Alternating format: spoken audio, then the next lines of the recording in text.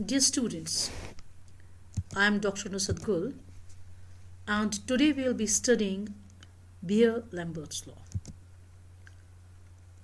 So, first and foremost, before discussing these laws, I would like to give you an idea about what these laws are about. सबसे पहले किसी चीज़ को समझने का मकसद, किसी चीज़ को पढ़ने का मकसद क्या है? तो ये जो हमारी बेयर-लैम्बर्ट्स लॉ है, इनसे हम कुछ बहुत ही इम्पॉर्टेंट चीज़ें पता करते हैं. जैसे अगर हमारे पास एक सोल्यूशन है और सोल्यूशन कैसा होना चाहिए? सोल्यूशन होमोजीनियस होना चाहिए. अगर हमारे पास एक होमोजीनियस सोल्यूशन है, होमोजीनियस सोल्यूशन का मतलब it has to have a uniform composition throughout. ठीक है. अगर हम इसमें एक लाइट इंसिडेंट करते हैं, बीम ऑफ लाइट इस पर इंसिडेंट करते हैं, तो इस लाइट में से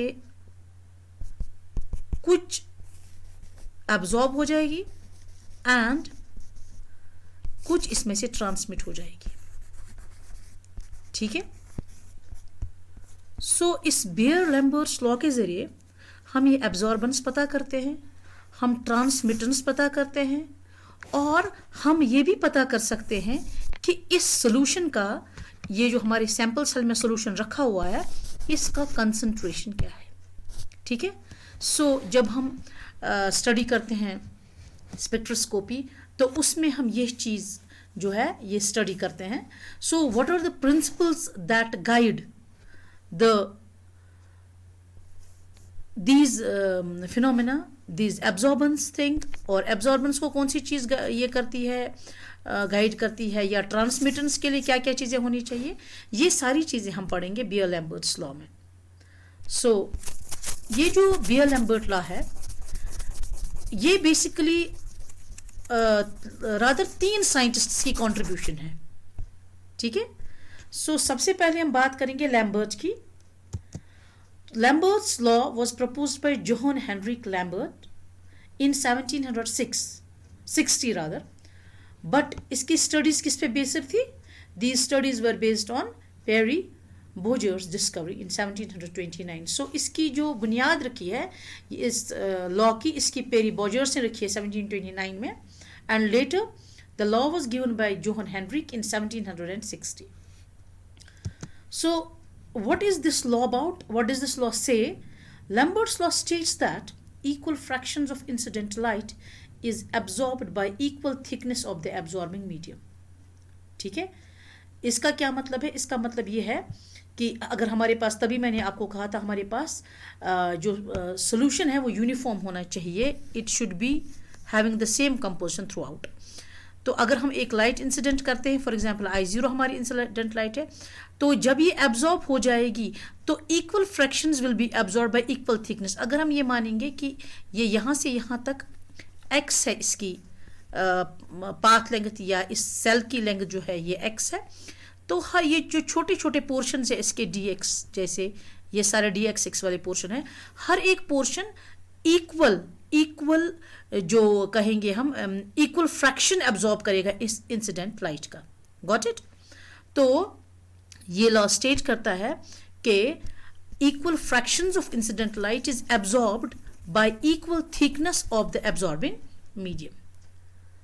ऑल्टरनेटली इसको कैसे कहा जा सकता है? How we can state it? When a monochromatic radiation is passed through a homogeneous absorbing medium, the decrease in the intensity of the radiation with the thickness of the medium is directly proportional to the intensity of the incident light. I'll just try and explain it. जब आप एक homogeneous solution, एक homogeneous absorbing medium के through, ये मैं बार बार homogeneous कह रही हूँ because it has to have the same composition throughout, क्योंकि जो हमारा एब्जॉर्प्शन है वो डिपेंड करेगा कंपोजिशन पे, तो इसका थ्रू आउट सेम कंपोजिशन होना चाहिए. ये कह रहा है कि जब हम एक monochromatic beam of light pass करेंगे through a homogeneous absorbing medium या थ्रू ए होमोजेनियस सोल्यूशन, तो ये जो हमारी इंटेंसिटी है, ऑब्वियसली जब ये यहाँ से निकल के आएगी रेडिएशन, जो डिटेक्टर यहाँ पे डिटेक्ट करेगा, तो जाहिर है ये इस इंटेंसिटी I0 के मुकाबले कम होगी. रीजन बीइंग कि इसमें से कुछ पोर्शन एब्जॉर्ब हो गया. ठीक है. And what does this law से?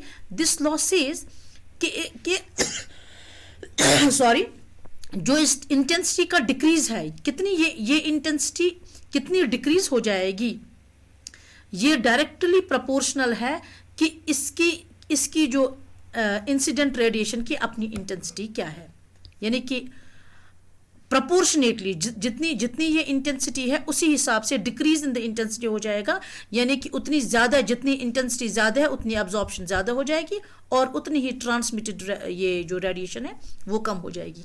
यहाँ पे आपको ध्यान रखना ये मोनोक्रोमैटिक रेडिएशन। मोनोक्रोमैटिक रेडिएशन का मतलब है कि जब हम रेडिएशंस को कंसिडर करते हैं तो दे में have a wide range of wavelengths, ठीक है। जैसे हमारा अल्ट्रावायलेट एक रीजन है, जैसे हमारा विजिबल एक रीजन है, ठीक है।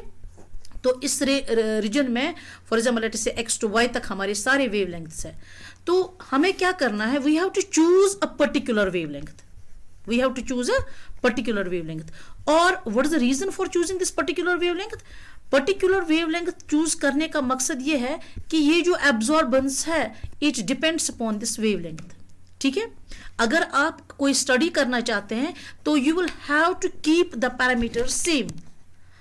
आपको इंटेंसिटी कांस्टेंट रखनी पड़ेगी, आपको वेवलेंथ कांस्टेंट रखनी पड़ेगी, ओनली देन आप डेटा को एनालाइज कर सकते हैं और इस स्टडी की बेसिस पे you can just go for certain interpretations. That is why we have to go for a monochromatic radiation. आपको सिंगल वेवलेंथ रेडिएशन चूज करनी पड़ेगी। सिंगल वेवलेंथ रेडिएशन का मतलब है कि इसकी एनर्जी भी जो फिक्स्ड होगी, because E is equal to h nu, E is equal to h c by lambda. So हमारी जो जब हम ये वेवलेंथ फिक्स करते हैं तो हमारी एनर्जी खुद ब खुद फिक्स होती है। तो दूसरी चीज़ हमें इंटेंसिटी भी फिक्स करनी होगी। तो इंटेंसिटी के बारे में मैं आपको थोड़ा सा बता दूं, हाउ इज दिस इंटेंसिटी और ये वेवलेंथ डिफरेंट कैसे है। जब हम वेवलेंथ फिक्स करते हैं तो we fix the what we fix the energy, लेकिन जब हम इंटेंसिटी फिक्स करते हैं हम एनर्जी फिक्स नहीं करते हैं। What do we basically do, what does this intensity basically mean? Intensity का मतलब है, फॉर एग्जाम्पल आपके पास क्या है, you have got a unit area, ठीक है, you have got a unit area. आप इसमें से इस सरफेस पे से यूनिट एरिया चूज कर लीजिए। इस यूनिट एरिया पे कितने फोटॉन्स इंसिडेंट करते हैं, how many photons strike this area per unit time, ठीक है।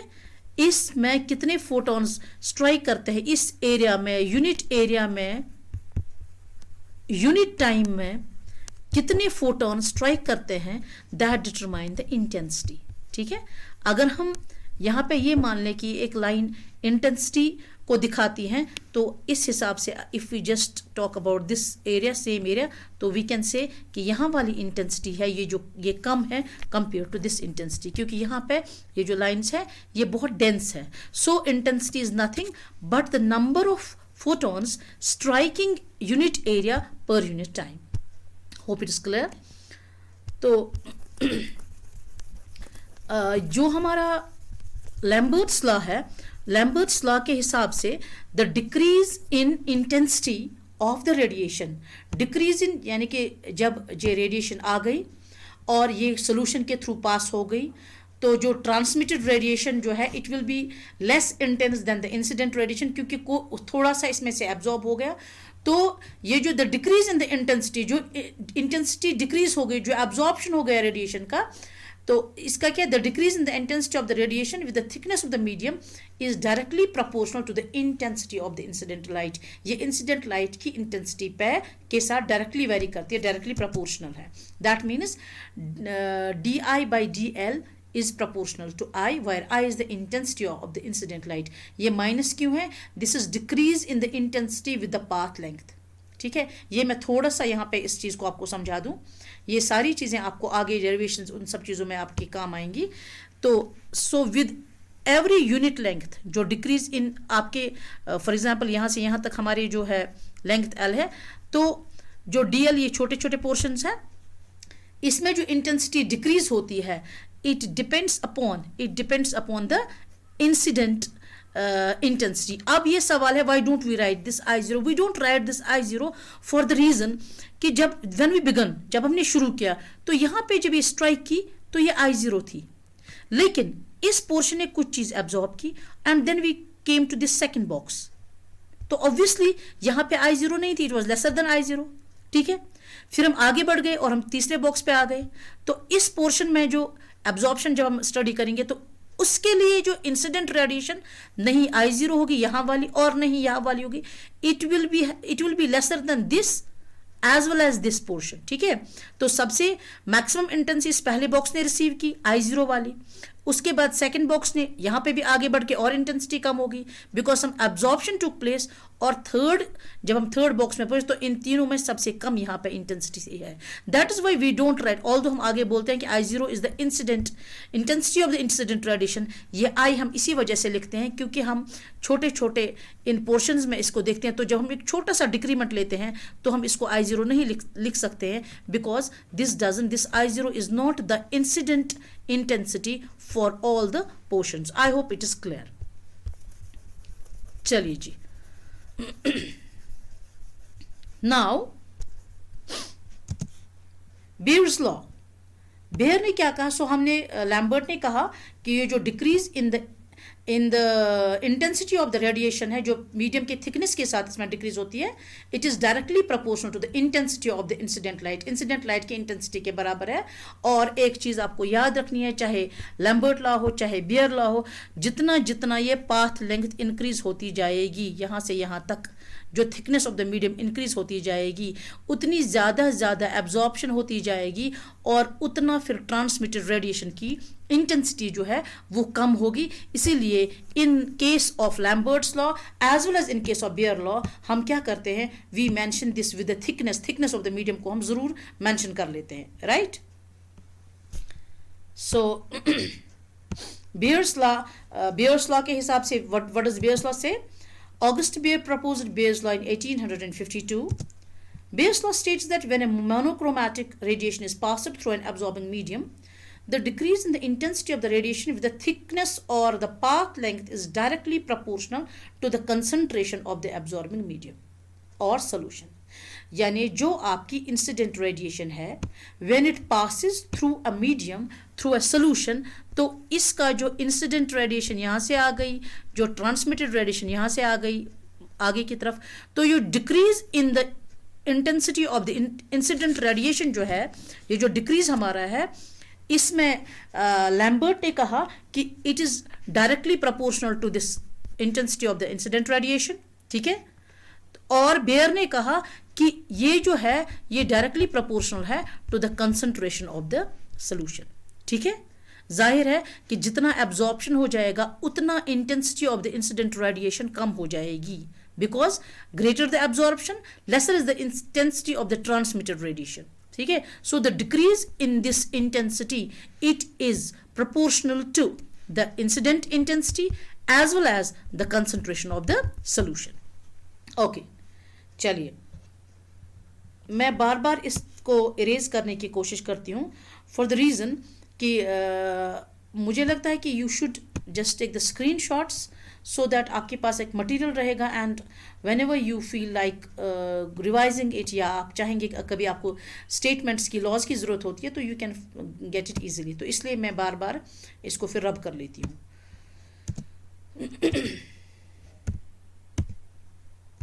Okay ji. Now in combination Lambert-Beer law. Lambert-Beer law is a combination of the Beer's law and Lambert's law. Beer-Lambert law states that when a monochromatic radiation is passed through an absorbing medium, the decrease in the intensity of the radiation with the thickness of the path length, दोनों में thickness of the path length आपको दोनों में consider करना है, क्योंकि जितना path length बढ़ेगा उतना डिक्रीज ज़्यादा हो जाएगा। तो you have to consider this decrease in intensity और thickness of the path length, आपको ज़रूर जहन में रखना है। तो what is this decrease in intensity is proportional to? It is directly proportional to the intensity of the incident radiation के directly proportional है, as well as concentration of the absorbing medium और सोल्यूशन। सो दो चीज़ों पर ये आपका decrease depend करता है, जो आपकी इंसिडेंट रेडिएशन के इंटेंसिटी में जो डिक्रीज होता है, ये दो चीज़ों पर डिपेंड करता है। One, it depends upon the incident radiation, and two, it depends upon the concentration of the solution. यानी जितना आपकी इंसिडेंट रेडिएशन जितनी आपकी ज़्यादा इंटेंस होगी, इसकी इंटेंसिटी ज़्यादा होगी, उतना आपका एब्जॉर्प्शन ज़्यादा होगा, ट्रांसमिटेड लाइट कम होगी। इसी तरह से जितना कंसंट्रेशन ज़्यादा होगा उतना ही एब्जॉर्बेंस ज़्यादा हो जाएगा, और जिसका मतलब ये होगा कि आपका ट्रांसमिटेंस कम हो जाएगा, या आपकी जो इंसिडेंट रेडिएशन है उसके इंटेंसिटी में डिक्रीज जो है it will be more.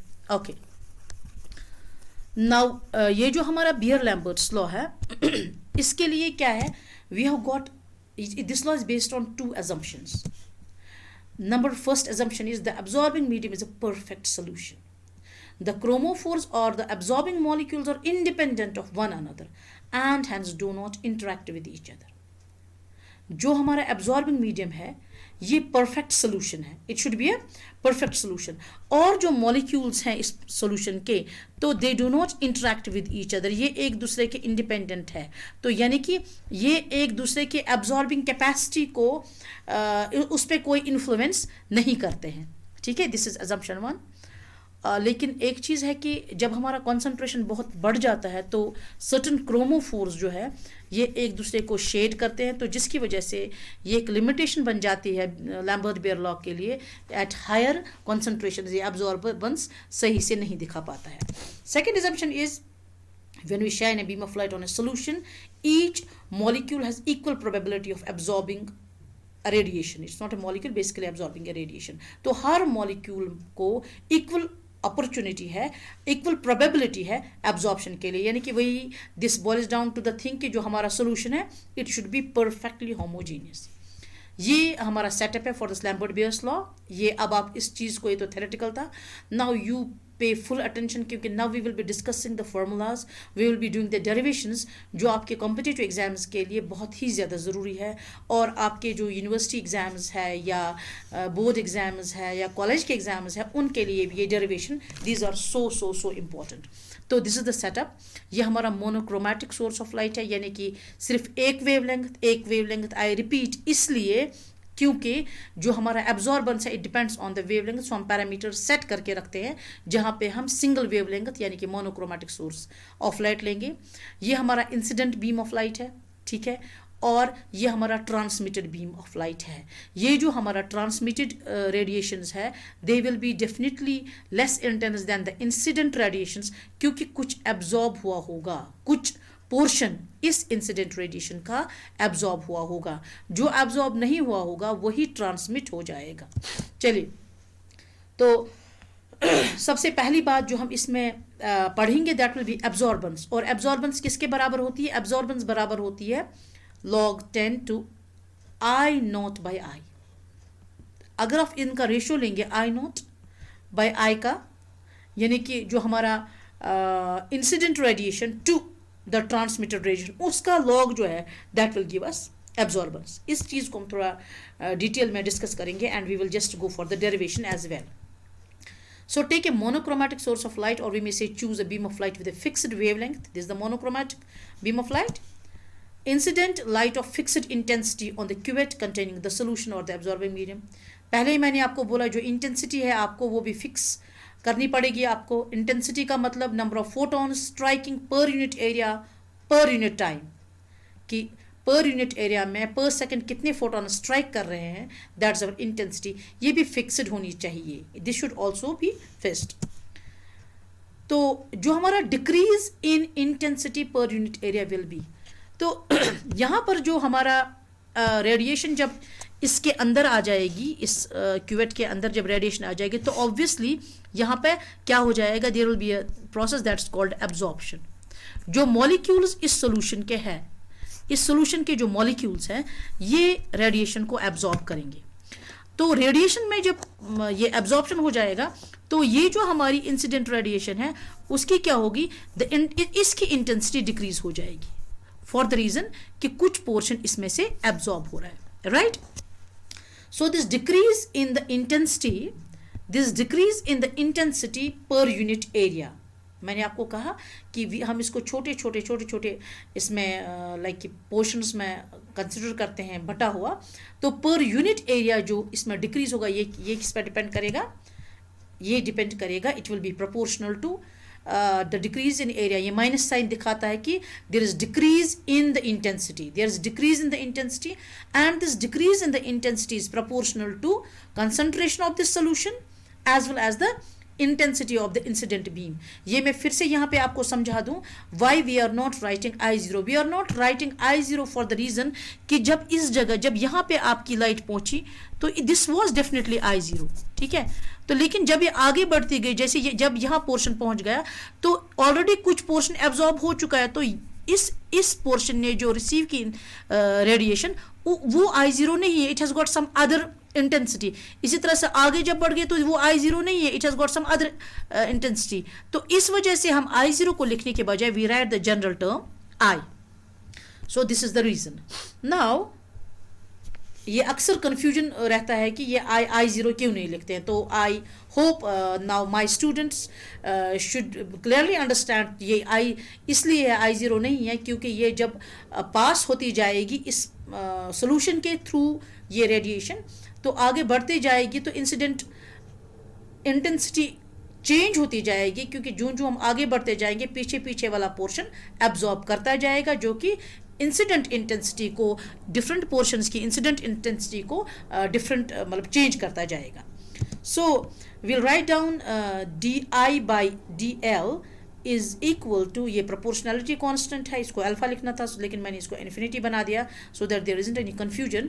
c into l, ये माइनस जो हमने यहाँ लाया, so this is equal to minus infinity c and i rather, not l, this is i। तो हम सिमिलर टर्म्स को एक जगह लाएंगे। व्हाट वी विल डू, हम di divided by i is equal to minus infinity into c, और यहाँ से आ जाएगा dl, ठीक है जी। That's what I have done. Similar terms यहाँ से वो i जो था इसके i के साथ कर दिया, तो it is equal to minus infinity cl, और dl जो यहाँ पे था हमने यहाँ पे पहुँचा दिया वो, ठीक है। इंटीग्रेटिंग द इक्वेशन, अब हम इस इक्वेशन को इंटीग्रेट करेंगे, ठीक है, di/i, और इस इक्वेशन को चूंकि इन्फिनिटी कांस्टेंट है, कंसंट्रेशन कांस्टेंट है, तो हमारे पास सिर्फ l बच जाता है, ठीक है, हमारे पास सिर्फ l बच जाता है।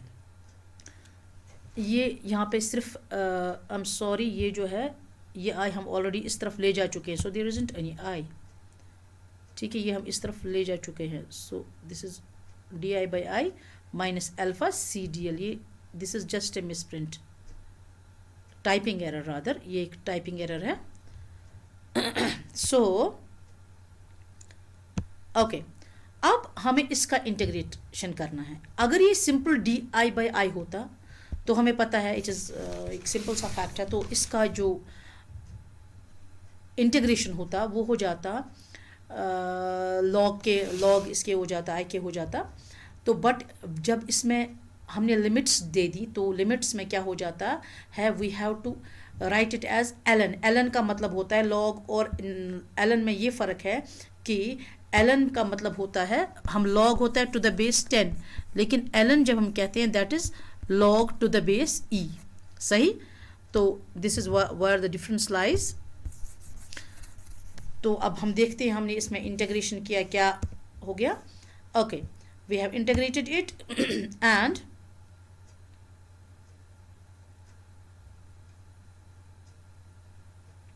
जैसा कि मैंने आपको बोल दिया ये ln हो गया, since it is between the limits di/i का ln i हो गया ये, और हमारा जो dl, ये सिंपल dl का l हो जाएगा integration between the limits 0 to l, और इसका है between the limits I0 to I। मैं थोड़े से आपको ये लिमिट्स एक्सप्लेन करूँ इनके।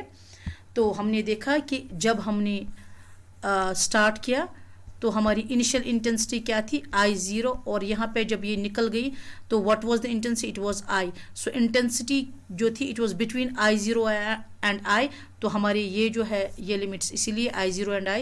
एंड जो हमारा dl, ये जो पाथ लेंथ है बेसिकली, यहाँ पे 0 है और यहाँ पे l है, क्योंकि इसका कंप्लीट पाथ लेंथ जो है वो l है, तो hence the limit 0 to l। तो पाथ लेंथ के लिए लिमिट 0 to l है, और इंटेंसिटी के लिए लिमिट्स I0 to I है। Hope it's clear. Okay, now ये जो ln I between the limits I not to I और minus infinity C L between the limits 0 to L. तो ये जो हो जाएगा इसमें हमें पता है ये upper limit minus lower limit ln I minus I not minus alpha, ये आ जाएगा, ये जो L है ब्रैकेट में रहेगा हमारे पास L अपर लिमिट के लिए और 0 लोअर लिमिट के लिए. क्या रहेगा ये हमारा ये रहेगा कि ये L जो है L upper limit L lower limit 0, तो L माइनस 0 ये हमारा L आ जाएगा और इस वजह से हमने यहाँ पे ये L लिख दिया है. चलिए नाउ आपको पता है ln हो चाहे log हो, जब ये सब्ट्रैक्शन है बीच में इसका जो साइन सब्ट्रैक्शन है तो हम इसको डिवीजन में ले सकते हैं बहुत आराम से. So this will be ln I divided by I not and this is simply minus infinity C and L. ठीक है. अगेन जब हम इस चीज़ को नेचुरल लॉगरिदम में, जब हम इसको लॉगरिदम टू द बेस 10 में कन्वर्ट करना चाहेंगे इस ln को, तो हमें पता है वी मल्टीप्लाई इट बाय 2.303. ठीक है. अभी रुक जाएं, इन्होंने यहाँ पे हमने क्या किया, we have changed the sign, minus ln I by I naught is equal to alpha is equal to infinity C and L. ठीक है. तो ये पहले हमने माइनस साइन इधर ले लिया, minus ln I by I naught is equal to infinity C L. अब हम चूंकि minus ln I by I naught है, अगर हम इसको इसका I बाय I नॉट का रेसिप्रोकल उल्टा लिखें तो I नॉट बाय I, तो ये माइनस साइन खत्म हो जाएगी. So it will be ln I naught by I is equal to alpha is equal to infinity C and L. तो यहाँ पे हमने किया ln को कन्वर्ट किया in the logarithm to the base 10, तो इसलिए हमने मल्टीप्लाई किया 2.303 log of I naught by I is equal to alpha C L. ठीक है जी. उसके बाद हमने क्या किया, हमने इस CL को यहाँ लेकर के आ गए हम 2.303 divided by CL. This is log 10 I naught by I is equal to this what we say infinity. तो ये जो हमारा इस 2.303 को हम दूसरी तरफ जब लाएंगे इक्वेशन के दूसरे तो डिवीजन में बन जाएगा. So what we have done, हमने इस पोर्शन को इस इन्फिनिटी के डिवीजन में लाया है. So 1 divided by C into L log of 10 I naught by I is equal to alpha divided by ये 2.303, इसकी हमने पोजीशन चेंज की, यहाँ से हम यहाँ लेकर के आए, और 1 by CL log of 10 I naught by I, ये जो हमारा इन्फिनिटी डिवाइडेड बाय 2.303 है, this we call as epsilon, और इसका है मोलर एक्सटिंक्शन कोएफिशिएंट और एब्जॉर्प्टिविटी हम इसको कहते हैं. ठीक है. This is the formula, this is our equation for epsilon, या हम इसको कहते हैं एक्सटिंक्शन कोएफिशिएंट या एब्जॉर्प्टिविटी. ठीक है. ये हमारा एक फॉर्मूला हो गया. तो this is the equation 1 by CL log of 10 I naught by I. हम सिंपल क्रॉस मल्टीप्लिकेशन करेंगे, epsilon into CL is equal to log of 10 I naught by I, and you know this log of 10 I naught by I यही absorbance है. So हमारा formula absorbance is equal to epsilon CL. ठीक है. तो ये हमारा absorbance के लिए फुल फॉर्मूला आ गया. Absorbance is equal to log 10 I naught by I is equal to epsilon C into L. ये मोलर एब्सॉर्प्टिविटी या molar extinction coefficient into concentration of the solution into length. अगर ये तीनों चीज़ें हमें पता है, इससे हमें एब्जॉर्बेंस मिल सकती है. दूसरी तरफ अगर हमें ये चीज़ें नहीं पता है, we just know the intensity of the incident radiation and the transmitted radiation, still we can find out this A. This is the first formula. तो ये जो हमारा एब्जॉर्बेंस है, इसके लिए हम ज़रा थोड़ा सा ये करेंगे. इसके लिए कुछ इंटरेस्टिंग फैक्ट ये है कि नॉर्मली तो एब्जॉर्बेंस कैसे होना चाहिए. ठीक है. नॉर्मली एब्जॉर्बेंस के साथ क्या होना चाहिए, फॉर एग्जांपल अगर हमारे पास यहाँ पे इंसिडेंट रेडिएशन है और यहाँ पे ट्रांसमिटेड रेडिएशन है, बीच में जो मतलब जो डिक्रीज हो गया, that is equal to the absorbance. ठीक है. तो अगर यहाँ पे 100 इंसिडेंट हो रही है, ठीक है, और यहाँ पे लेट्स से कि 100 ट्रांसमिट हो रही है, तो इन दैट केस एब्जॉर्बेंस जो है 0 होना चाहिए था. और अगर ये कंप्लीटली ट्रांसमिट नहीं हो रही है, बिल्कुल भी ट्रांसमिट नहीं हो रही है, तो इसका 1 होना चाहिए था एब्जॉर्बेंस। ये मैं आपको इस इक्वेशन के जरिए आगे समझा दूंगी, मगर ऐसा नहीं होता है। There are some interesting facts regarding this absorbance, जो कि आपको ऐसे like you are not able to think about those. तो ये इंटरेस्टिंग फैक्ट्स मैं आपको बताती हूँ, what are these interesting facts. So interestingly जो हमारा एब्जॉर्बेंस है वो क्या, थ्योरेटिकल एब्जॉर्बेंस में भी मोर देन 1, यानी कि हमारे तो क्या था कि ज़्यादा से ज़्यादा 100% of this light can be absorbed, या मतलब in that case 0% is transmitted, तब हमारा एब्जॉर्बेंस 1 होना चाहिए था, but it is theoretically more than 1। Let us see how, कैसे ये थ्योरेटिकली मोर देन 1 है, क्योंकि जहाँ तक समझने का ताल्लुक है तो it should range between 0 to 1। इसकी रेंज होनी चाहिए थी, क्या होनी चाहिए थी इसकी रेंज होनी चाहिए थी 0 to 1, यानी कि एब्जॉर्बेंस है तो बिल्कुल नहीं हो रही है या कंप्लीट एब्जॉर्बेंस हो रही है, but the things are different. इसमें थोड़ी सी डिफरेंसेस क्या है ये मैं आपको समझाने की कोशिश कर रही हूँ। चलिए, when 90% of the light is absorbed, यानी कि 90% एब्जॉर्ब हो रही है यानी अगर इंसिडेंट 100 है तो ट्रांसमिट कितनी हो रही है, 10% हो रही है, तो व्हाट इज द एब्जॉर्ब्ड 90% होनी चाहिए। तो हमारी एब्जॉर्बेंस क्या होनी चाहिए एज पर दिस फार्मूला, इस फार्मूला के हिसाब से हमारी एब्जॉर्बेंस क्या होनी चाहिए, log 10 I naught by I। What is the incident intensity, this is 100, और ये ट्रांसमिटेड वाली है, हमारी ट्रांसमिटेड क्या है, it is 10। So this is log 10, 100/10 हो गया 1, ठीक है। सो log 10 ये हमारा ये हो गया हमारा, दिस इज अवर log 10, ये हमने लिखा है इधर log 10, और 10/100 जो है दिस विल बी 10 1s और 10 10s आर, ये log 10 आ गया तो 1 हो गई हमारी एब्जॉर्बेंस, यानी कि our absorbance is 1 when 90% of the light is absorbed, ठीक है जी। Next, thus the absorbance is 1 or 100% when 90% of the light is absorbed, right? Absorbance values can theoretically range from 0, यानी कि when transmittance 100% है, यानी कि 0 absorbance का मतलब पूरी की पूरी लाइट ट्रांसमिट हो रही है, to infinity मतलब when transmittance is 0%, ठीक है। तो ये कैसे हो सकता है ये आप देख लीजिए, when 100% of the light is absorbed, I naught हो गया हमारा 100, इंसिडेंट हमारा 100 है, और जो हमारी ट्रांसमिटेड है वो 0 है, बिकॉज 100% हैज़ बीन एब्जॉर्ब्ड, तब हमारी ट्रांसमिटेड 0 ही होगी ना। तो अगेन हम इसको फॉर्मूला में यूज़ कर लेते हैं, I naught हमारी 100 है, ट्रांसमिटेड हमारी 0 है, तो 100/0 एनीथिंग डिवाइड बाई 0 इन्फिनिटी, तो हमारी एब्जॉर्बेंस का वैल्यू जो आता है ये इन्फिनिटी आ जाता है। सो ये चीज़ आपको कुछ इंटरेस्टिंग फैक्ट्स इसके बारे में याद रखने एब्जॉर्बेंस के बारे में, and I have tried to explain ये कैसे होता है। आपको सिंपली क्या करना है, you have to simply remember कि आपको इस फॉर्मूले में चीज़ों को सब्स्टिट्यूट करना है, log 10 I naught by I, log 10 I naught by I, in case 90% of the light is absorbed, that means 10% is transmitted। हम जो है इंसिडेंट की जगह 100 लिखेंगे, क्योंकि इंसिडेंट तो हमेशा 100 ही होगी, और जो ट्रांसमिटेड हमारी जो है दैट इज़ 10, तो हमारा यहाँ पे आ रही है वैल्यू 1, ठीक है। एब्जॉर्बेंस हमारी 1 आ रही है। सो although this only 90% of the light is absorbed, yet absorbance is 1। इसी तरह से जो हमारी एब्जॉर्बेंस वैल्यू है ये it can range from 0 to infinity।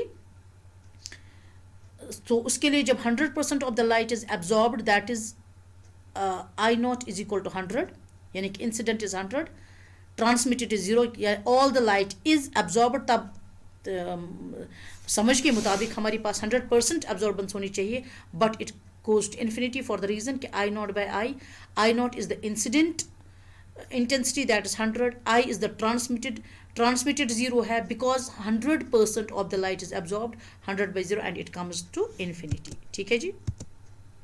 Now अब हम इस एप्सिलॉन के इसके यूनिट्स की बात करेंगे, ठीक है। तो we know A is equal to this absorbance is equal to ECL, ठीक है, हमने ये देख लिया यहाँ पे। तो एब्जॉर्बेंस जो है being a ratio of the similar quantities, इसमें तो कोई यूनिट है नहीं। So what will since is a pure number, ये प्योर नंबर है, तो एप्सिलॉन का यूनिट क्या हो गया, इसका तो कोई यूनिट नहीं, concentration into length raise to power -1 यानी कि inverse of the product of concentration and length. तो concentration into length inverse, concentration का पता है मोल पर लीटर है और लेंथ का सेंटीमीटर है। तो जब हम इसको थोड़ा सा सिंपलीफाई करेंगे, this is mole inverse, litre inverse का इनवर्स लीटर हो जाएगा, सेंटीमीटर तो हम ऊपर लीटर को रखेंगे और इनवर्स दोनों वालों को नीचे ले जाएंगे। तो जो हमारा यूनिट ऑफ एप्सिलॉन है that is our litre per mole centimetre. I hope it's clear. Now transmittance obviously it must be a ratio, and it is a ratio, and it's a ratio of the intensity of the transmitted radiation to the incident radiation। ठीक है, कितनी light transmit हुई, जैसे यहाँ से ये हमारा solution है, ये I0 इंसिडेंट रेडिएशन कुछ एब्जॉर्ब हो गई और I जो है वो ट्रांसमिट हो गई। The ratio of this to this, कितनी ट्रांसमिट हुई, the ratio of intensity of the transmitted radiation to the incident radiation, this is what you call as transmittance. ठीक है, इस ट्रांसमिटेंस से आप बहुत सारी चीज़ें सॉल्व कर सकते हैं जो हम देखेंगे as we move further in this lecture. तो चलिए इस पर थोड़ा सा बात करते हैं। So this transmittance is I/I0। तो लॉग ऑफ 10 दोनों तरफ लगा देते हैं, t is equal to log of 10 I/I0। अब हम दोनों क्या करेंगे, माइनस लॉग ऑफ 10 इसको हम इसमें नेगेटिव साइन लगा सकते हैं अगर हम I/I0 की जगह इसका रेसिप्रोकल यूज करें। तो that is what we have done, this is minus log of 10, अगर हमने माइनस यहाँ लगा दिया तो it must be I0/I, and we know that this is equal to log of 10 I0/I। A absorbance के बराबर है तो माइनस यहाँ पे है तो माइनस हमने यूज किया। So log of this transmittance, ठीक है, log to the power 10 of this transmittance that is equal to minus absorbance।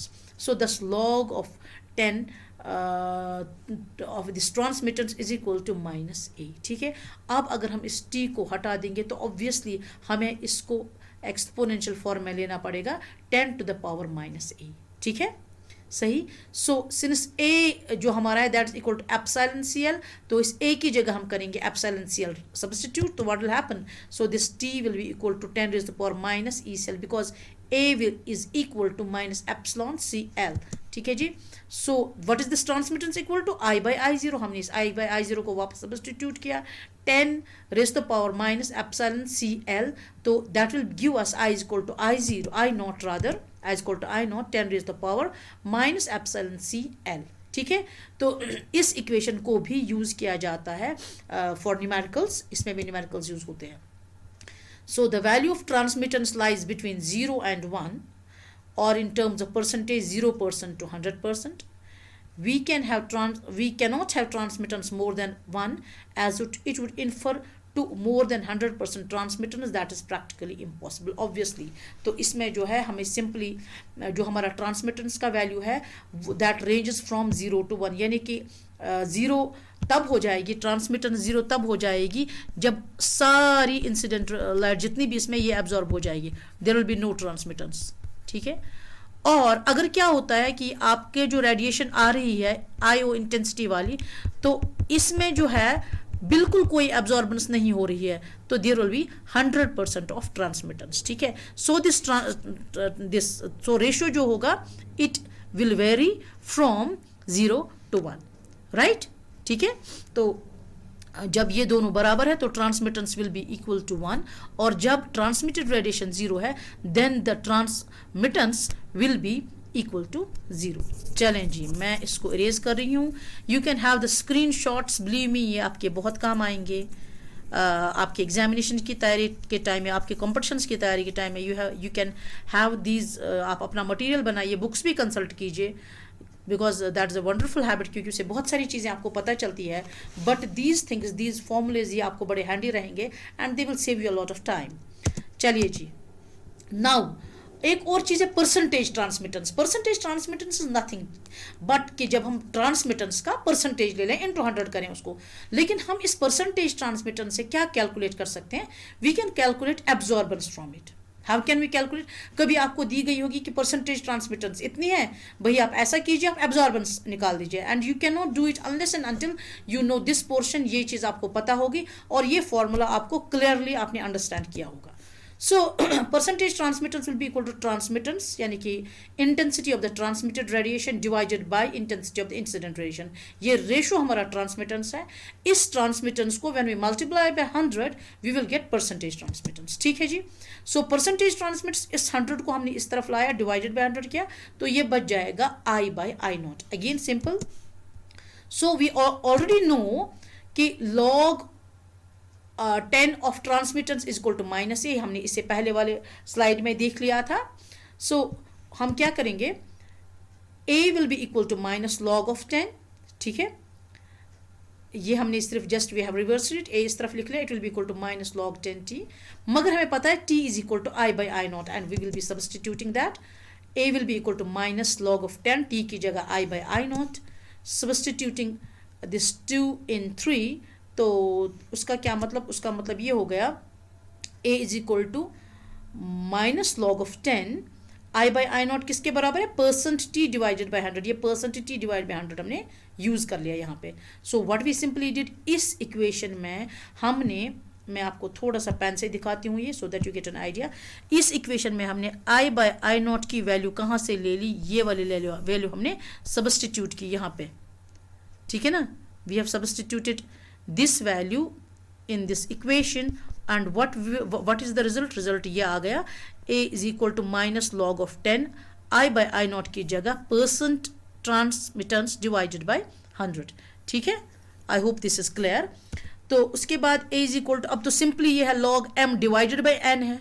Simple log m divided by n है ना, जो हम यूज करते हैं. सो it will B log m minus log n, इसमें कुछ नहीं करना है. ठीक है, this will be simply log m minus log n.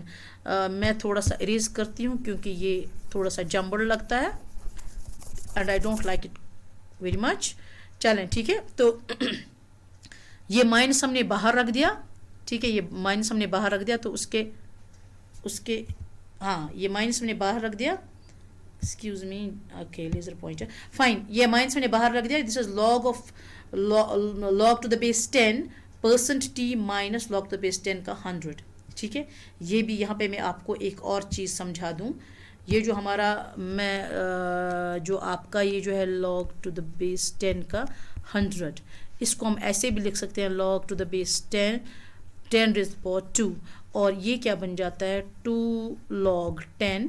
ठीक है, आपको पता है log 10 किसके बराबर है, log 10 की वैल्यू 1 है, 2 इंटू 1 हो गया 2, तो हमारे log 100 जो है ये 2 बन जाएगा. यही वैल्यू हम यहाँ पे सब्स्टिट्यूट करेंगे. हमने सिंपली log 100 लिखा, 100 को लिखा 10 रेज़ पावर 2, और ये बन जाएगा log, जो हमारा 10 रेज़ पावर 2 है, ये 2 log 10 बन जाता है by virtue of the formula log m raise to the power n is equal to n log m. ठीक है, इसी तरह से ये जो हमारा, ये हमने यहाँ लाया 2 log 10, तो 2 log 10 की वैल्यू क्या है 1. ठीक है, log 10 की वैल्यू 1 है, so this will be 2 into 1, तो हमारा जो log टू द बेस 10 100 जो है it will be equal to 2. तो यही हम नेक्स्ट इस स्टेप में करने वाले हैं. Just wait. तो what we are going to do is, okay, तो log यहाँ तक हम समझ गए. नेक्स्ट स्टेप में क्या करेंगे, minus log percent t minus 2, minus log percent t, तो यहाँ आ गया माइनस एंड इंटू माइनस हो गया plus 2. So this a will be equal to 2 minus log percent transmittance. ठीक है, a will be equal to 2 minus log to the base 10 percent transmittance.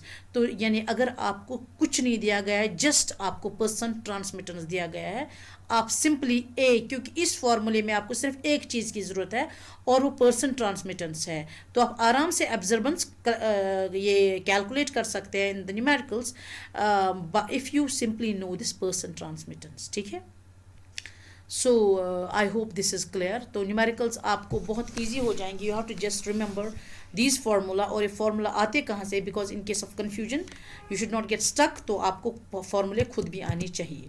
So thank you so much. I hope you like the content, and if you really did, please like, share and subscribe.